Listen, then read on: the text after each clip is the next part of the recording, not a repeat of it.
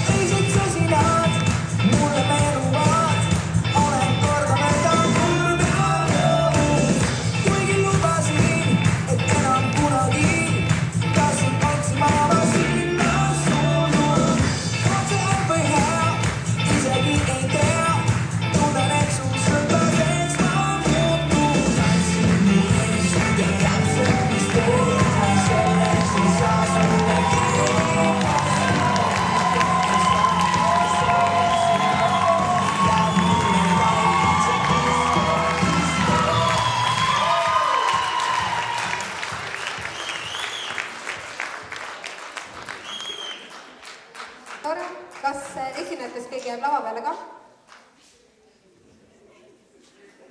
Oi, milline? Mingi võts, 2 võtsu tegelikult. Ops, võtke see mikrofon ka. Nii, ma vaatan, et kell ei ole veel 12, et kuidas te nagu ikkagi diskol juba käite, et kui te ise laulatud Kesköödisko, asjad väärgid, kell natuke vähe ei ole veel. Diskorull.